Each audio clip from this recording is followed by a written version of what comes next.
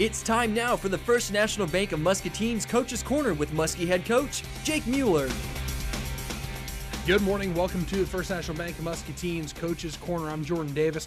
Thanks for joining us here this morning again. As always, on these Thursdays, we're joined in studio live by Coach Jake Mueller, the head coach of the Muscatine Muskies. How are you this morning, Coach?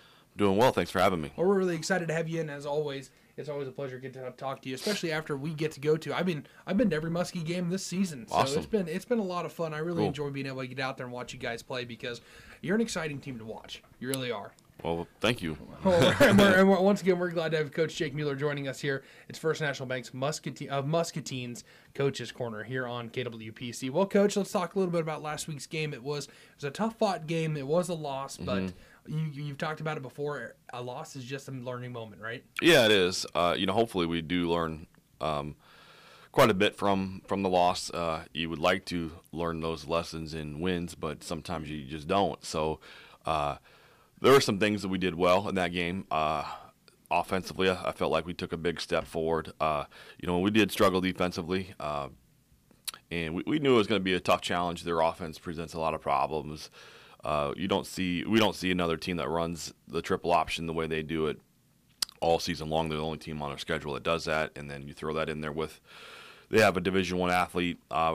Their quarterback who's going to go play baseball at Western Illinois. He does just a really good job running their offense, and he's tough because he can run the ball and throw the ball really well. And we had a really good week of practice. I thought we were well prepared. We just did not play very well, and unfortunately that happens. But you watch the film, you learn from it, and you move forward. Yeah, and there were some. You guys even regardless, it was a high scoring game. What was it? It was in the 40s. And 49 to 35. 35, right? It was a high-scoring game. There's a lot happening on the field all game long. Yeah, there was. It just felt like we could never, we got some momentum going. We just could never get that key stop that we really needed, and then we had an opportunity before halftime to get a touchdown that would have tied it up going into halftime. And then come back with the ball. Well, they would have still gotten the ball, but it would have been tied 21-21. Instead, we went down 21-14. But that would have been a big shot in the arm if we could have gotten that. We had three opportunities within like the 2-yard line. I elected to go for the touchdown rather than the field goal, and we just didn't get it. We didn't execute, and so that was kind of a tough pill to swallow right before half. But we got to bounce back from that, and so.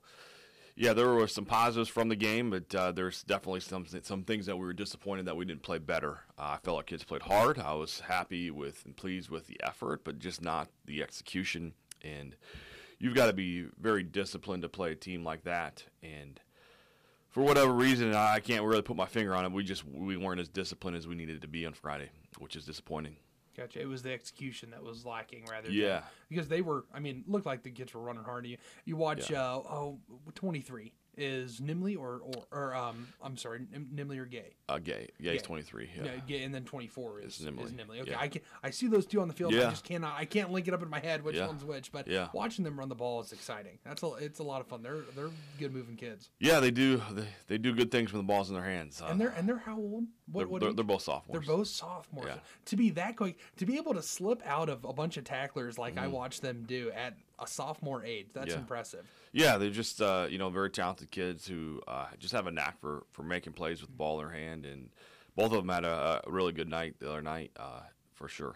Absolutely. Well, we're excited for the game that's going to be coming up tomorrow night. You're going to be taking on Linn-Mar. What's the mascot for Linn-Mar? The Lions. The Lions. So you're taking on the Lions tomorrow night.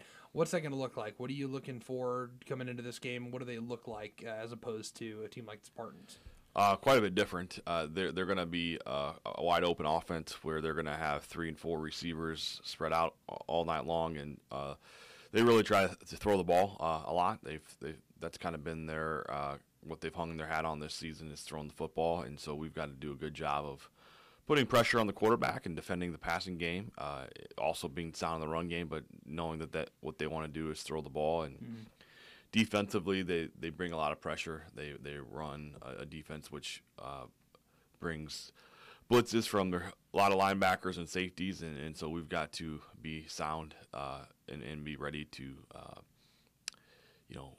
be prepared for that. Yeah, if it gets a mix up, like you go into it with the mindset they're likely going to throw the ball, and then somebody comes up in the middle with it that could catch you by surprise. So for sure, be ready for anything. For sure. Well, it's going to be an exciting one. What are you specifically looking at of your players this week? Execution. Yeah, that's always there. I think playing hard, playing fast, playing physical.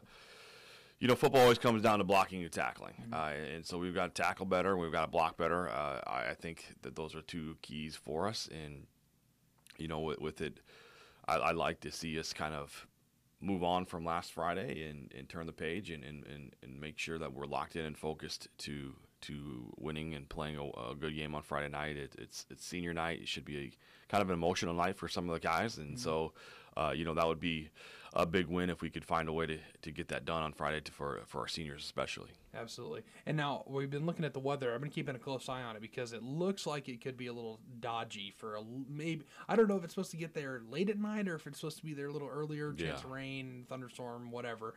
We're hoping for clear skies, but I don't know if we're going to be lucky enough to get that. Either way, most likely the field is just going to be really sloppy. Mm-hmm.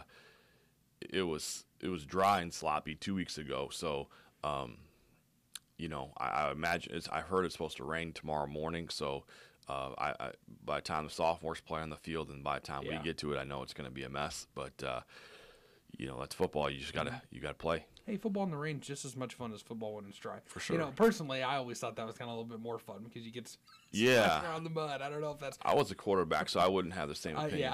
On the line it's a little bit different because it feels like you're down in the gritty when you're when you're after it like that. Well, we're looking forward to tomorrow night's game. We're hoping for another good one, and go Muskies. We can't wait. Thank you. Thanks so much, Coach. This has been First National Bank's Coach's Corner, brought to you by First National Bank of Muscatine with Coach Jake Mueller here on the voiceofmuscatine.com. Thanks again, Coach. Thank you. This has been Coach's Corner presented by the First National Bank of Muscatine. Tune in next Thursday morning for the